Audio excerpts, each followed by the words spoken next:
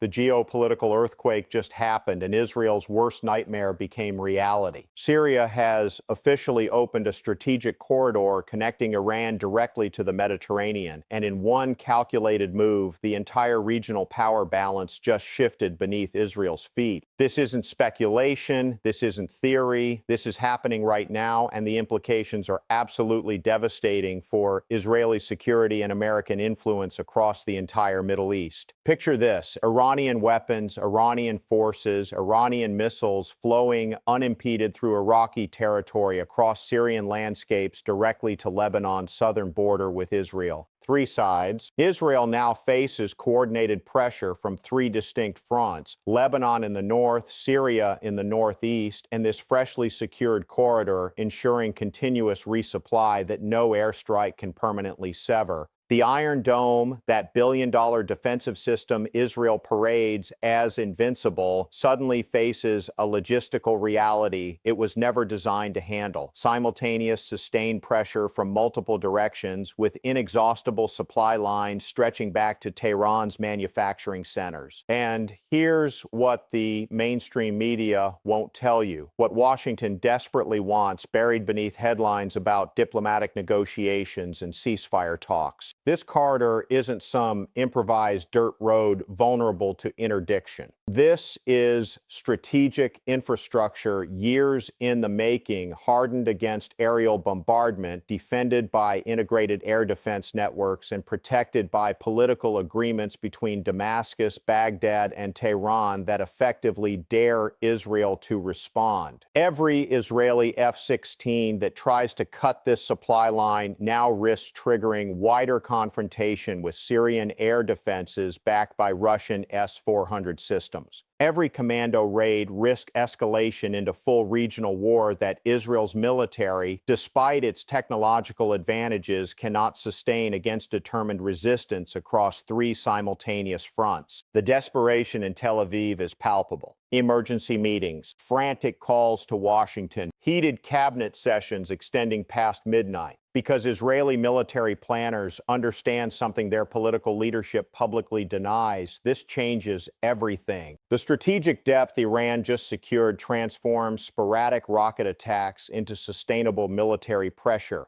Hezbollah in Lebanon no longer worries about munition shortages. Syrian-based forces no longer face isolation. The entire resistance axis just became logistically viable for prolonged conflict in ways that neutralize Israel's traditional advantages in rapid, decisive operations. But before we dive deeper into the strategic catastrophe unfolding for Israel and the United States, I need you to do something. Hit that like button right now. Subscribe to this channel and enable all notifications, because you're getting analysis here that simply doesn't exist in mainstream coverage. The establishment media serves narratives, we serve truth. And the truth about this Syrian corridor is about to expose the entire mythology of Israeli invincibility and American regional dominance. Stay with me, because what you're about to learn will fundamentally change how you understand Middle Eastern power dynamics. The Syrian corridor didn't emerge overnight from some spontaneous diplomatic breakthrough. This represents the culmination of strategic patience spanning nearly a decade, meticulous planning surviving years of American sanctions, Israeli airstrikes, and Western destabilization attempts. To understand why this corridor matters so profoundly, you need to grasp the geographic and strategic realities that have constrained Iranian power projection for generations. Iran sits roughly 900 miles from Israel's borders. That distance, combined with hostile territory and American military presence throughout the region, traditionally forced Iran into asymmetric strategies, supporting proxy forces, shipping weapons through complex routes, vulnerable to interdiction, relying on Hezbollah's limited stockpiles in Lebanon. Every missile Hezbollah fired represented irreplaceable inventory. Every rocket damaged in Israeli airstrikes diminished capability that couldn't be quickly replenished. Israel exploited this logistics vulnerability ruthlessly, conducting hundreds of airstrikes across Syria, targeting Iranian weapons shipments, destroying warehouses, eliminating convoys before munitions reached their destinations.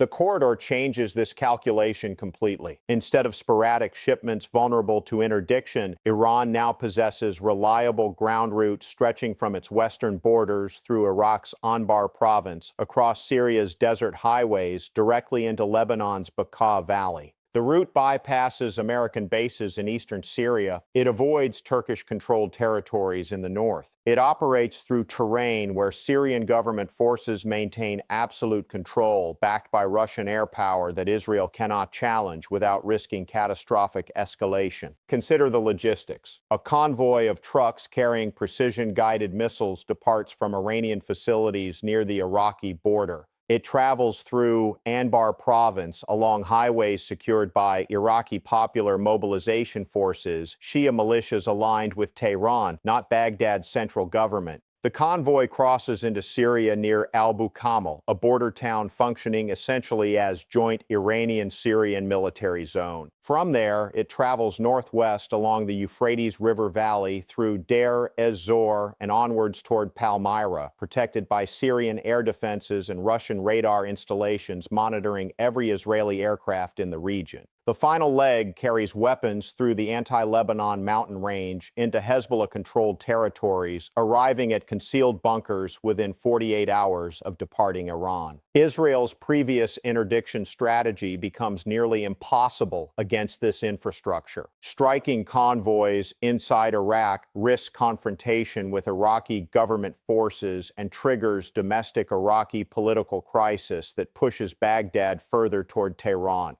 Bombing Syrian highways invites Russian responses, protecting their client state. Attacking warehouses in Lebanon means direct assault on Hezbollah, triggering retaliation that Israeli cities cannot endure indefinitely. The corridor creates strategic depth that transforms the entire operational environment. But the corridor's significance extends beyond simple weapons transportation. This route enables something far more dangerous for Israel: the deployment and rotation of Iranian military advisors, technical specialists, and Revolutionary Guard commanders who can now travel safely between Tehran and forward positions near Israel's borders. Knowledge transfer that previously required risky flights or dangerous infiltration now happens routinely. Hezbollah fighters receive training on advanced systems inside Syria without exposing Iranian territory to Israeli strikes. Weapons maintenance, technical upgrades, tactical coordination, everything becomes easier, faster, more sustainable. The economic dimension deserves emphasis. Maintaining this corridor costs Iran perhaps $50 million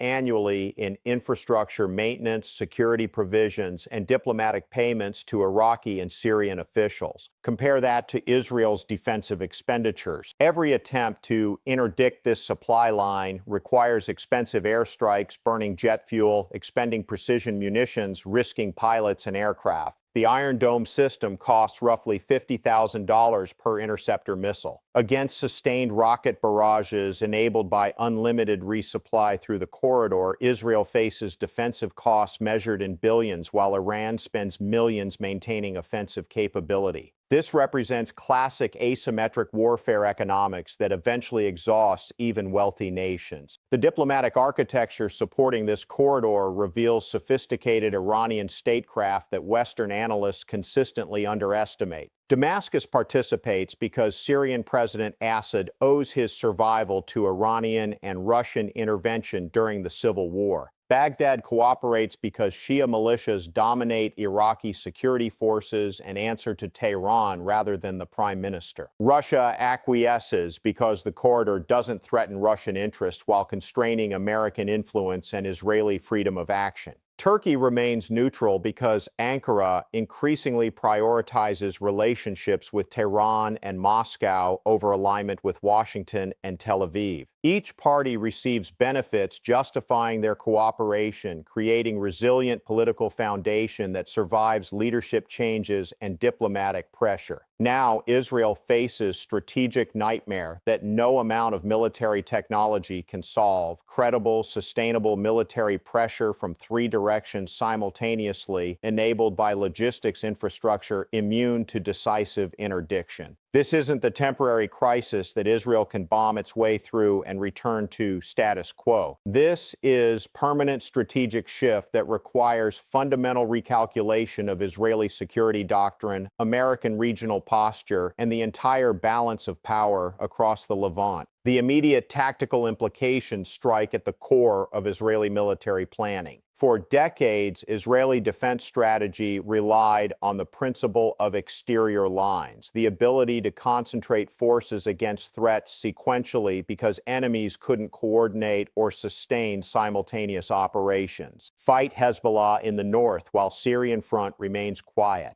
Conduct operations in Gaza while Lebanese border stays calm. This sequential approach leveraged Israel's superior mobility, intelligence, and firepower against isolated adversaries unable to synchronize their actions. The corridor demolishes this advantage. Hezbollah in Lebanon, Iranian-backed forces in Syria, and resistance elements potentially deploying through the corridor into Jordan or the Golan Heights can now coordinate operations with confidence in sustained logistics support. Israeli defense forces suddenly face the nightmare scenario their planners spent decades trying to prevent: true multi-front warfare against adversaries who won't run out of ammunition. Consider what this means operationally. Hezbollah launches rocket barrage from southern Lebanon targeting Haifa and Tel Aviv. Simultaneously, Syrian-based forces strike Israeli positions on the Golan Heights. As Israeli forces redeploy to address these threats, additional attacks emerge from unexpected directions, perhaps long-range missiles fired from Syrian desert installations or commando raids across the Lebanese border. Israel's vaunted military now must defend everywhere simultaneously, diluting concentrated force that traditionally enabled rapid, decisive victories. The munitions mathematics becomes truly devastating. Intelligence estimates suggest Hezbollah currently possesses between 150,000 and 200,000 rockets and missiles of various ranges.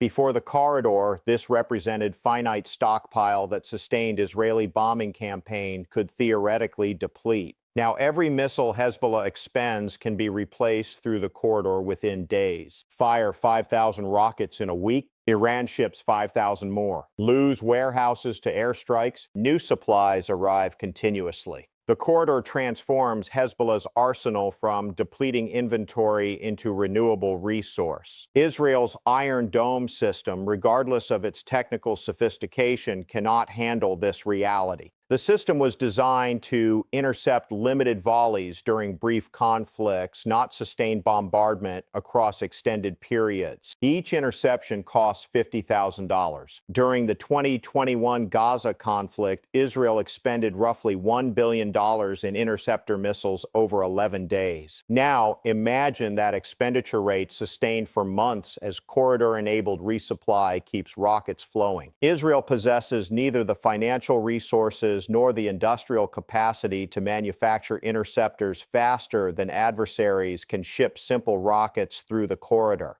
The strategic depth Iran secures through Syrian territory creates additional complications. Forward deployed forces in Syria can now include sophisticated systems that previously remained in Iran due to vulnerability during transit. Precision-guided missiles with ranges exceeding 300 miles, advanced air defense systems protecting logistics nodes, electronic warfare equipment disrupting Israeli communications and radar, cyber warfare teams operating from hardened facilities. Each capability moves closer to Israeli borders, reducing warning time, complicating targeting, and increasing the cost of Israeli military responses. Israeli airstrikes, the traditional response to emerging threats, become exponentially more dangerous. Syrian air defenses, upgraded with Russian equipment and operated by increasingly experienced crews, now protect corridor infrastructure. Israeli pilots who previously operated over Syrian skies with near impunity now face integrated air defense networks linking radar installations, surface-to-air missiles, and electronic warfare systems. Every sortie risks aircraft losses that Israel, with its limited fleet of advanced fighters, cannot afford. And every downed Israeli aircraft hands propaganda victory to the resistance axis while potentially triggering wider conflict if pilots are captured. Then consider the Golan Heights specifically. Israel annexed this Syrian territory in 1981, but the international community never recognized the claim. Syrian government forces, now resurgent with Russian and Iranian support, have repeatedly declared intention to reclaim the Golan. The corridor enables Syria to move heavy weapons, armor, artillery, and missile systems into positions threatening Israeli occupation forces. What was once quiet border where Israeli families picnic within sight of Syrian positions transforms into genuine military front requiring permanent troop deployments and fortification programs, draining resources from other priorities. The third front, Jordan, represents perhaps the most politically sensitive dimension. Jordan maintains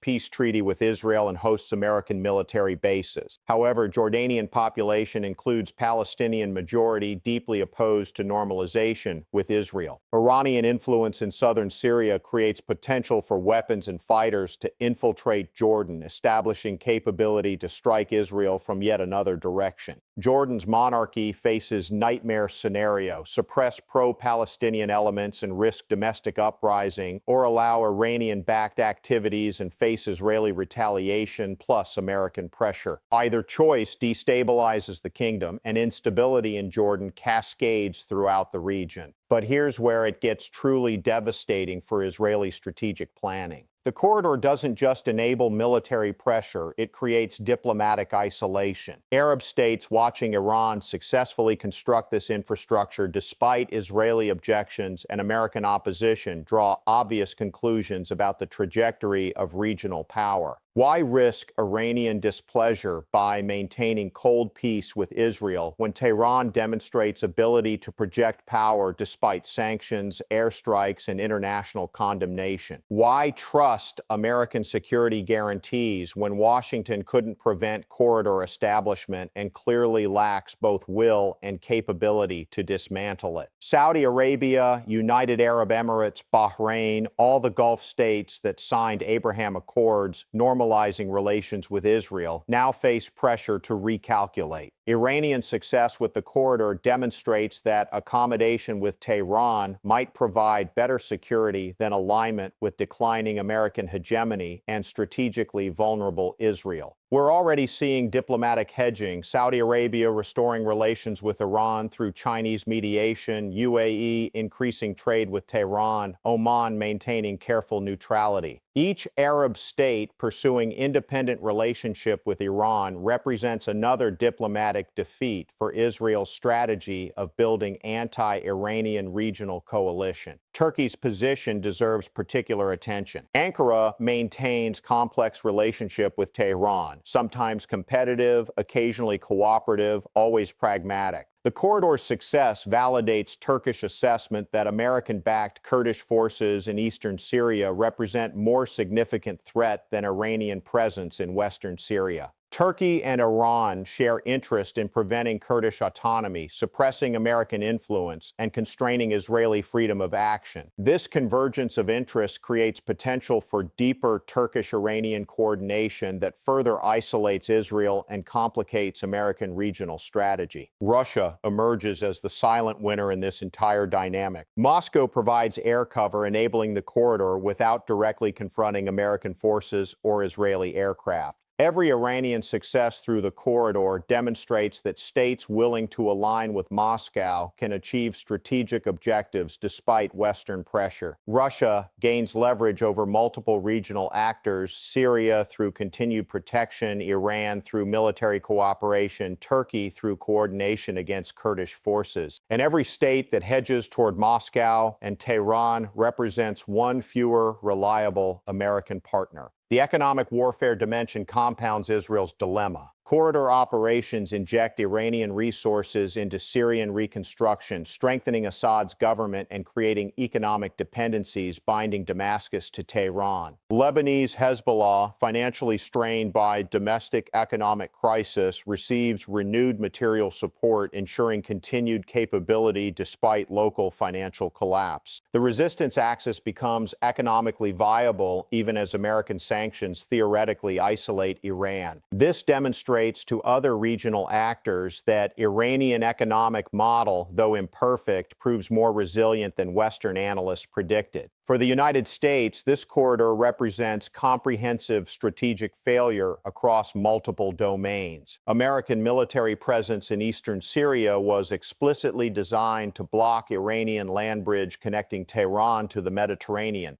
That mission failed. Billions spent training and equipping Syrian opposition forces failed to prevent Assad's victory and Iranian consolidation. Sanctions regime that was supposed to force Iranian regional withdrawal instead stimulated Iranian innovation in developing corridor infrastructure immune to economic pressure. Diplomatic isolation attempts meant to contain Iran instead produced Chinese-mediated Saudi-Iranian rapprochement, undermining American alliance architecture. Washington now confronts impossible choices: escalate militarily against corridor infrastructure and risk wider war that American public won't support, and American military stretched across multiple global commitments cannot sustain. Accept corridor's existence and acknowledge strategic defeat that emboldens adversaries worldwide observing American inability to prevent Iranian success. Pressure Israel to negotiate from weakness and abandon maximalist positions that prevent diplomatic resolution. Every option represents some form of retreat from previous commitments and admission that American regional hegemony faces terminal decline. Israeli security establishment understands these realities even as political leadership publicly maintains confident rhetoric. Private conversations among Israeli military planners reportedly acknowledge that corridor fundamentally alters strategic environment in ways requiring painful adjustments. Some advocate accepting new reality and pursuing diplomatic arrangements limiting corridor usage. Others demand preemptive strike-destroying corridor infrastructure before it becomes fully operational. The debate reveals deep anxiety about future that no longer looks like past, where Israeli military superiority guaranteed favorable outcomes. What we're witnessing isn't merely tactical development or temporary setback for Israeli-American regional dominance. This is tectonic geopolitical shift comparable to Iranian revolution, Soviet collapse in Afghanistan, or American withdrawal from Iraq. The Syrian corridor represents physical manifestation of multipolar world order replacing American-dominated unipolar system. Iran successfully defied sanctions, survived military pressure, and constructed strategic infrastructure connecting its power to the Mediterranean despite facing hostility from world's most powerful military alliance. The implications extend far beyond Israel's immediate security concerns. Every state observing Iranian success through this corridor recalculates assumptions about American reliability, Israeli invincibility, and the viability of resistance against Western pressure. If Iran can build this corridor despite everything thrown against it, what else becomes possible for states willing to accept short-term costs for long-term strategic gains? The demonstration effect potentially encourages other regional actors to pursue independent policies regardless of American preferences. For Israel specifically, the future looks increasingly constrained. The era of unquestioned military supremacy over regional adversaries ends when those adversaries possess logistics infrastructure enabling sustained operations. The peace of exhaustion that Israeli strategy traditionally sought, bombing adversaries until they accepted Israeli terms, becomes unachievable when adversaries can resupply indefinitely. Israel must either accept negotiated settlements addressing root causes of regional hostility or face permanent state of manageable but unwinnable conflict, draining resources and degrading quality of life. The American position deteriorates even faster. Washington poured billions into regional presence intended to guarantee Israeli security and maintain American primacy. That investment produced the opposite: Iranian corridor operating despite American opposition, Arab states hedging toward Tehran and Moscow, regional order evolving toward multipolarity, explicitly excluding American preferences. The Middle East is reorganizing itself around new power centers, and neither Washington nor Tel Aviv possesses tools to reverse this trajectory without undertaking military operations they cannot afford and populations won't support. This Syrian corridor will be studied in military academies and strategic planning centers for generations as textbook example of patient asymmetric strategy defeating overwhelming conventional superiority. Iran identified Israeli vulnerability, logistics constraints limiting sustained adversary operations, and systematically constructed solution that neutralizes Israeli advantages in firepower, technology, and alliance support. The corridor costs perhaps 1/10 what Israel spent trying to prevent it, yet delivers strategic value far exceeding its modest price tag. So here's the bottom line that establishment media won't acknowledge, and Western politicians can't admit Iran won this round decisively. The corridor exists, it's operational, and no realistic military option can permanently eliminate it without triggering regional war that Israel and America cannot win. Israel is now surrounded on three sides by adversaries possessing logistics infrastructure for sustained operations. American regional hegemony just suffered defeat that allies worldwide are observing and calculating accordingly. The myth of inevitable Western dominance and Israeli invincibility just shattered against Iranian strategic patience and commitment. If you found this analysis valuable, if you appreciate getting truth instead of propaganda, then show your support. Smash that like button, subscribe to this channel, and hit all notifications so you never miss our coverage. Share this video with everyone who needs to understand how profoundly the Middle East just changed. Comment below with your thoughts. Do you think Israel can adapt to this new reality, or are we watching the beginning of strategic collapse? The community we're building here sees through mainstream narratives and understands the real dynamics shaping our world. Join us. The truth matters, and you just witnessed it.